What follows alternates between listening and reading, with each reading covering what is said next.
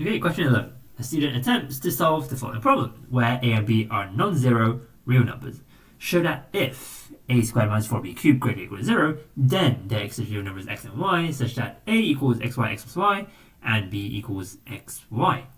Okay, considering following attempt. Okay, so TMUA always does this, right? Give you a proof, find out where the error is.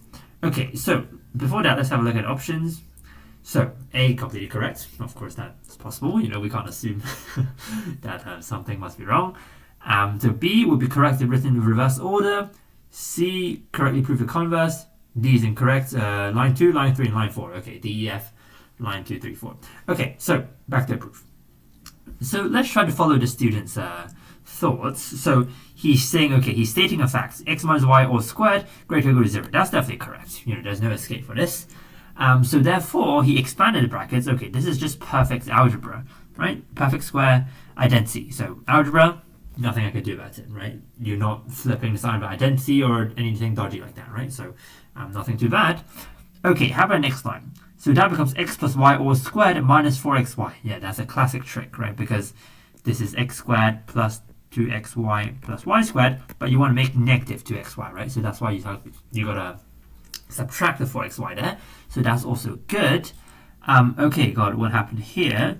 So he tried to multiply x squared y squared to the whole identity. Okay, that is okay, right? Because that doesn't change the sign of the inequality. Why? Because x squared y squared is always positive, right? X squared y squared is always positive. So if you try to do something like xy, x plus y squared minus 4x squared y squared, then he would have been wrong. Right, you can't multiply by xy, right, because that might be negative. Yeah. Okay, so I think he is okay here up to this point. Okay, so therefore a squared minus 4b cubed greater or equal to 0. So okay, seems fine to me, right? Because this is a squared, and then this squared is exactly that.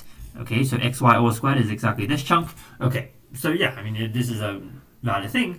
The proof follows, but I think he's doing something weird, right? Because you see, it's if this, then this, right? But what he did is that he started from the x and y's, right? He started from the x and y's and got back to the a and b's, right? Because if you check the implication signs, right? So the arrow goes to the right hand side, right? So he proved if there exists x and y, then a squared minus 4b cubed greater or equal to 0, right? The a squared minus 4b cubed greater or equal to 0 is a consequence of this proof, right? So he went the wrong direction, right? But he has proved the converse, right? Because these arrows go this way, right? If the arrows went the other way, then he would have proved the theorem, right? But now the arrows go to the right, so he proved the converse. So final answer would be C.